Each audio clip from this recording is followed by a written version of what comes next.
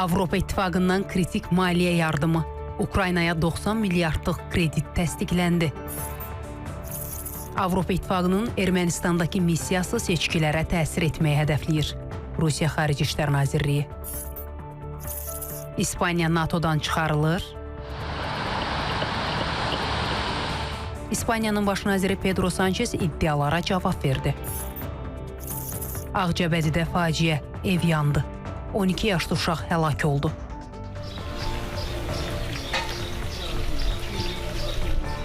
Sumqayıtda isə dəhşətli qəza baş verdi. Avtomobil aşdı, sürücü hadisə yerində həyatını itirdi.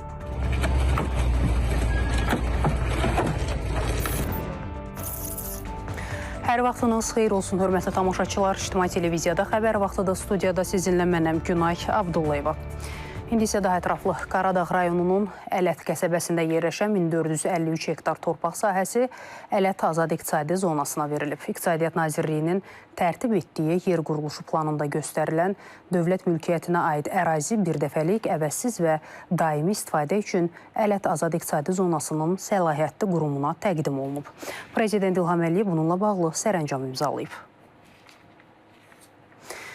1941-1945-ci illərdə 2-ci Dünya müharibəsində iştirak etmiş şəxslərə, həlak olmuş və ya sonraları vəfat etmiş döyüşçülərin dul xanımlarına arxa cəbhədə fədakar əməyinə görə orden və medallarla təltif edilmiş şəxslərə birdəfəlik maddi yardım veriləcək. Prezident İlham Əliyev bu barədə sərəncam imzalayıb. Sərəncama görə müharibə iştirakçılarına 2750 manat məbləğində, müharibədə həlak olan və ya sonraları vəfat edən döyüşçülərin dul xanımlarına həmin dövrdə arxa cəbhədə fədakar əməyinə görə orden və medallarla təltif edilən şəxslərə döyüş cəbhələrinin arxa hüdudları yaxud döyüşən donanmaların əməliyyat zonaları daxilində ordunun və donanmanın mənafeyi üçün tapşırıqları yerinə yetirən xüsusi birləşmələrin işçilərinə Leningrad şəhərinin müdafiəsinə görə müvafiq medal və döş nişanı ilə təltif edilən şəxslərə, habelə Leningrad şəhərinin mühasirəsi iştirakçılarına 1500 manat məbləğində bir dəfəlik maddi yardım veriləcək. Bununla bağlı Prezidentin ehtiyat fondundan 3 milyon manat vəsait ayrılıb. Davam edirik. Kiyevə 90 milyard avro kreditin ayrılması və Rusiyaya qarşı 20-ci sanksiya paketi kimi vacib qərarlar qəbul edildikdən sonra Ukraynanın Avropa İttifaqına daxil olması ilə bağlı danışıqlara keçmək lazımdır. Bunu Avropa İttifaqı Şurasının prezidenti Antonio Kosta bəyan edib. Öz növbəsində Avropa Komissiyasının prezidenti Ursula von der Leyen qeyd edib ki, Ukrayna bu rübdə 45 milyard avroluq kreditin ilk tranşını ala biləcək. O, ilk müdafiə yardım paketinə dronların da daxil olacağını bildirib. Ukraynanın Rusiya təcavüzünə qarşı müdafiəsi üçün əsas maliyyə ehtiyaclarını qarşılamaq məqsədi ilə bu il və gələn üçün 90 milyard avro məbləğində kredit ayırırıq. İkinci addımımız isə 5-ci sanksiyalar paketi ilə Rusiyaya təzyiqi artırmaqdır. İndi irəliyə baxmaq və növbəti mərhələyə hazırlaşmaq vaxtıdır. Növbəti addım isə Ukraynanın Avropa İttifaqına üzvlüyü üçün danışıqların ilk klasterlərini rəsmən açmaqdır. Mənim fikrimcə Ukraynanın gələcəyi mütləq Avropadadır. Bu prosesə nə qədər tez başlasaq, bir o qədər tez nəticə əldə edərik. Bununla belə Ukrayna da bilir ki, Avropa İttifaqına üzv olmaq üçün bütün islahatlar aparılmalı və lazımi addımlar atılmalıdır. Ukrayna prezidenti Vladimir Zelenskiy ölkəsinə kömək etmək üçün ayrılan 90 milyard avroluq kredit paketini tarix adlandırıb. Bildirib ki, bu addım Rusiyanı danışıqlar barədə daha ciddi düşünməyə vadar edəcək.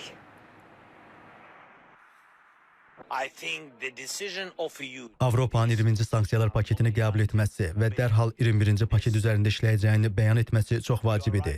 Hesab edirəm ki, bugün verilən qərarlar Rusiyanı danışıqlar barədə daha ciddi düşünməyə sövq edəcək. Artıq Ukraynanın daxili istehsalat üçün vəsaiti var. Bu bizim tükənmədiyimizi göstərir. Biz təkcə qəhrəman əsgərlərimizlə deyil, həm də potensialımız, alətlərimiz, silahlarımız və enerjimizlə güclüyük. Avropa İttifaqı bu müharibə zamanı bizə çox kömək etdi və etməkdədir. Biz də Avropanı gücləndirmək üçün öz unikal təcrübəmizi bölüşəcəyik. Avropa İttifaqının Ermənistandakı missiyası seçkilərə təsir etməyi hədəfləyir. Bunu Rusiya Xarici İşlər Nazirliyinin rəsmi nümayəndəsi Mariya Zaxarova bugünkü brifinqdə bildirib. Onun sözlərinə görə Avropa İttifaqı Ermənistandakı yeni mülki missiyanın parlament seçkilərinin nəticələrinə təsir göstərməsinə imkan verəcəyini gizlətmir.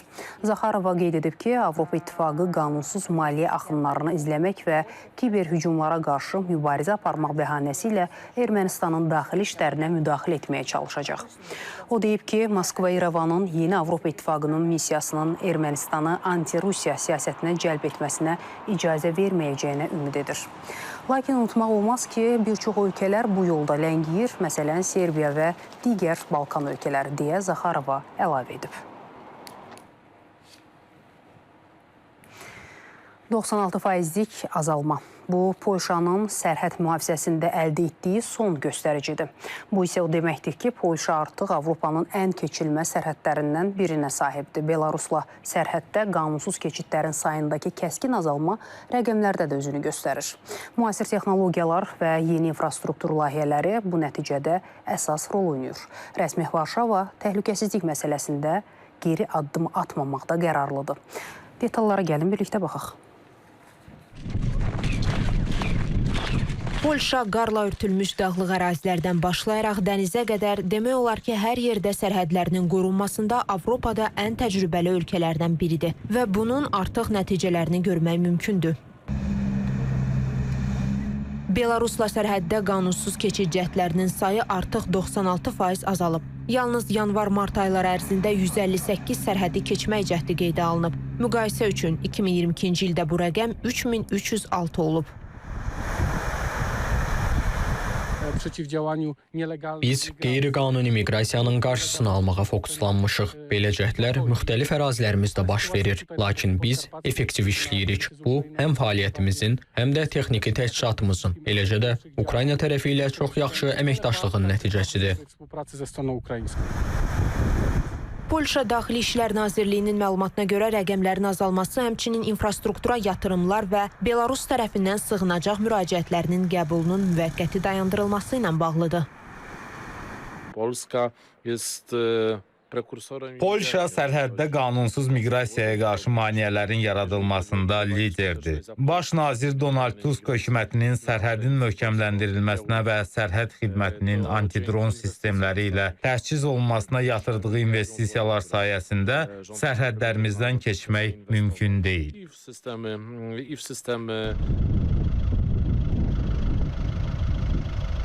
Hazırda Polşanın sərhəd mühafizə xidmətində 16500-dən çox əməkdaş fəaliyyət göstərir. Onlar hər il daha yaxşı təchiz olunur. Müxtəlif nəqliyyat vasitələri, pilotsuz uçuş aparatları, xüsusi radiolokasiya sistemləri, bir sözlə sərhədlərin asanlıqla pozula bildiyi bir dövrdə Polşa qorunmaq üçün bütün vasitələrdən istifadə edir.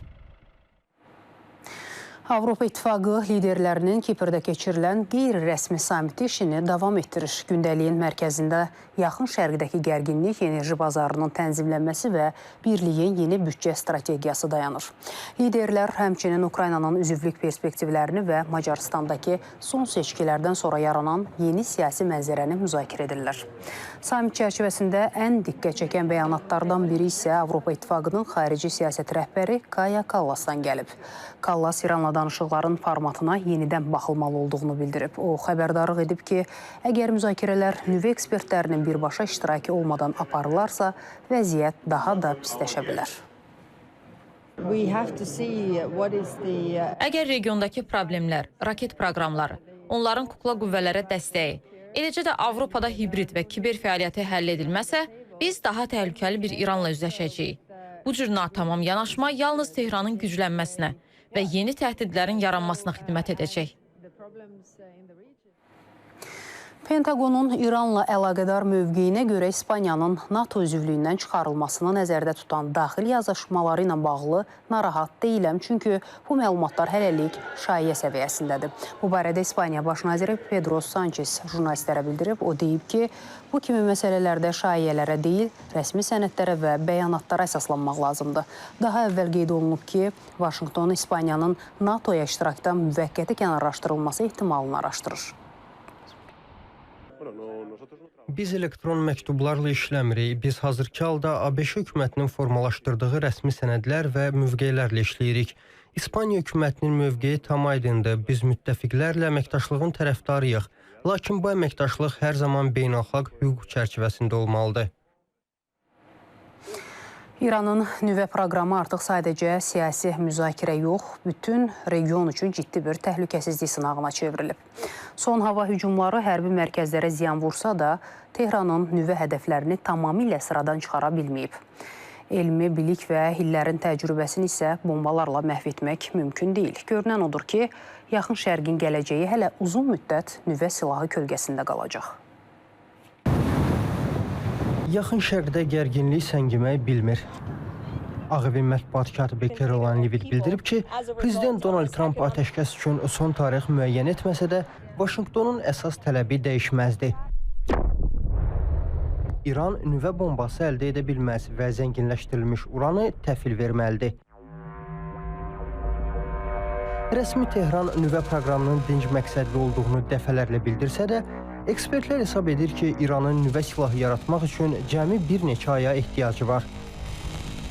Nüvə silahı istehsal etmək üçün burada raket daşıyıcıları olmalıdır.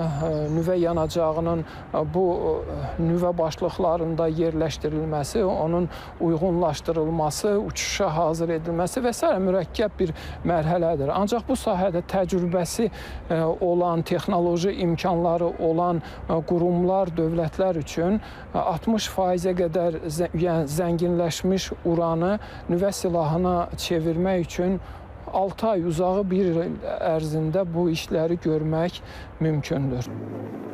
Məhz bu təhlükəni əsas gətirən ABŞ-İsrail cütlüyü bir aydan çox davam edən münaqişə ərzində İran ərazisinə minlərlə bomba atıb. Lakin Tehranın nüvə proqramının tamamilə məhv edilməsinə nail ola bilməyib.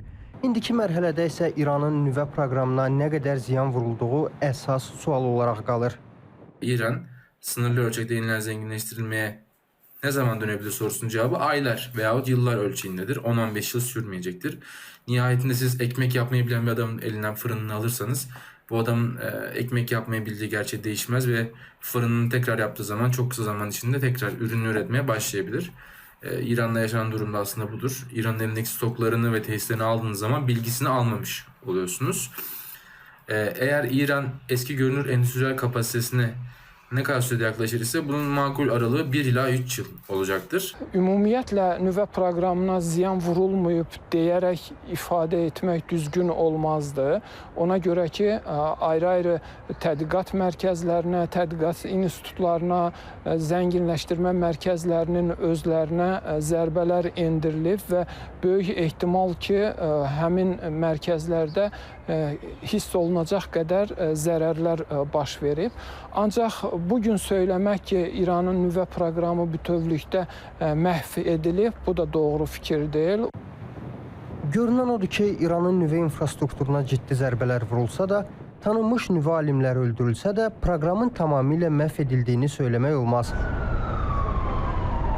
Bu reallıq fonunda Vaşinqtonun israrlı tələbləri və Tehranın saxlanılan potensialı münaqişənin əsas düyününün hələ də açılmadığını və Yaxın Şərqin taleyinin nüvə kölgəsi altında qalmaqda davam etdiyini göstərir.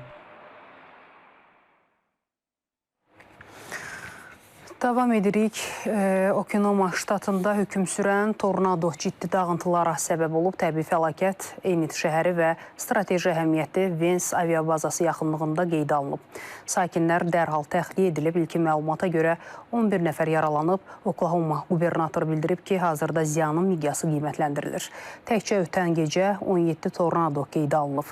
Fırtına digər ştatlara doğru irəliləyir.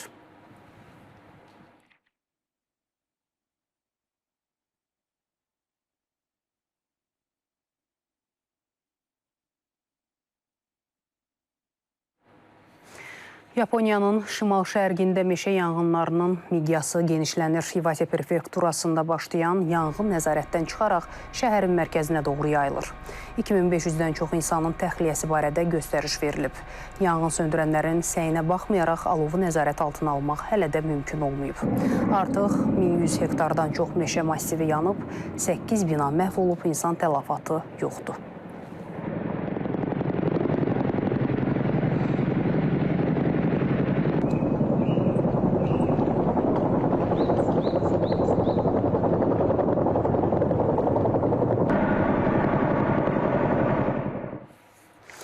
Yerli xəbərlərlə davam edirik. Ağcabədinin Yuxarı Qiyamətdinli kəndində fərdi yaşayış evində yanğın olub. Hadisə zamanı ev sahibinin qohumu 12 yaşlı İmadəddin Şirinov həlak olub. İlkin məlumata görə yanğına səbəb qısa qapanma olub. Hadisə zamanı sahəsi 200 kvadrat metr olan 3 otaqlı ev və ona bitişik talvar yanıb. Əraziyə cəlb olunan yanğından mühafizə bölmələri tərəfindən alov söndürülüb. Yaxınlıqdakı tiklilər mühafizə olunub. Faktla bağlı araşdırma aparılır.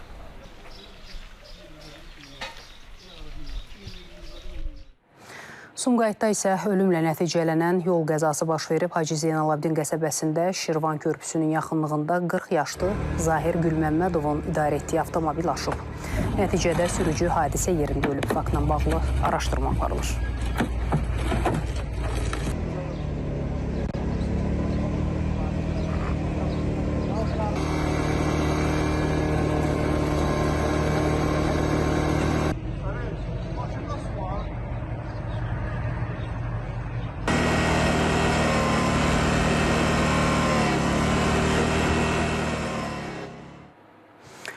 Lənkəranda bir neçə kəndi birləşdirən əsas yol artıq keçilməz haldadır. Torpaq sürüşməsi nəinki hərəkəti dayandırıb, həm də ətrafdakı ağacları kökündən qoparıb.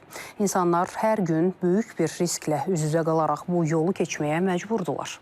Rəsmi qurumlarsa bərpa işləri üçün hava şəraitinin düzəlməsini gözləyir. İndi həmin ərazidəki son vəziyyətə birlikdə baxaq. Lənkəranda strateji əhəmiyyətli kəndlər arası yol sürüşmə təhlükəsi ilə üz-üzədir. Bir neçə ay əvvəl başlayan torpaq sürüşməsi artıq daha geniş ərazini əhatə edərək İrkan-Daştatürk Biləsər avtomobil yolunu demək olar ki, yararsız hala salıb. Ərazidəki iri gövdəli ağaclardan biri sürüşmənin təsirinə məruz qalaraq kökündən qırılaraq aşıb və nəticədə gördüyünüz bu mənzərə yaranıb. Əvvəllər yolun yalnız bir hərəkət hissəsində müşahidə olunan sürüşmə genişlənərək böyük bir sahəni əhatə edir. Torpaq kütləsinin aktiv hərəkəti nəticəsində yolun bir neçə metrliyində də ciddi çatlar və çökmələr yaranıb.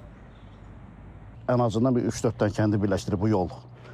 Bu yol hardasa mən 1-2 ay bundan qabaq gəlmişdim, sürüşmə var idi burada. Qarşısı alınmasa demək olar ki, bu yol 3-4 kəndi birləşdirsə qaldı hər yerə. Heç burada başqa burada yoxdur. Heç bir başqa yol yoxdur. Hamı buradan istifadə edir. Hazırda hər iki istiqamət üzrə hərəkət demək olar ki, mümkünsüzdür. Sürücülər məcbur qalıb yolun kənarı ilə hərəkət edirlər. Bu isə əlavə risk yaradır. Qarşı-qarşıya maşın gələndə heç cürə keçmək olmur. Gərək gözləyəsən, o başda gərək gözləyəsən ki, maşın gəlib keçsin. Qalmadan olanda da heç bir şey keçə bilmirlər. Qıraq rayonundan qonaq gəlmiş, amma çox gördüyünüz kimi pis vəziyyətdədir. Təhlükəlidir, uçub gedir, yuyulur gedir.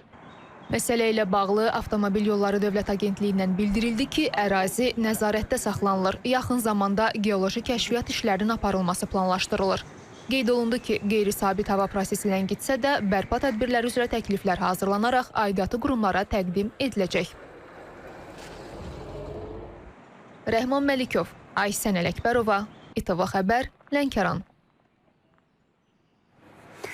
Çağrı mərkəzləri asan xidmət modeli əsasında təkmilləşdiriləcək. Belə ki, çağrı mərkəzi mövcud olmayan dövlət orqanlarında çağrı xidmətləri təşkil olunacaq və bunlar mərkəzləşdirilmiş qaydada asan xidmətin çağrı modeli əsasında 108 çağrı mərkəzi vasitəsilə fəaliyyət göstərəcək.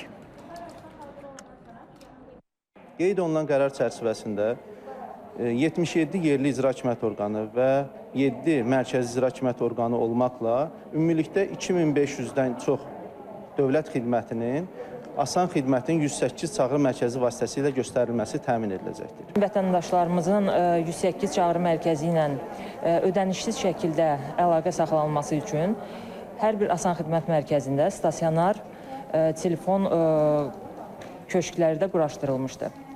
108 çağrı mərkəzi bazar ertəsi və cümə günləri 9-dan 18:00-dək canlı iş rejimində fəaliyyət göstərir.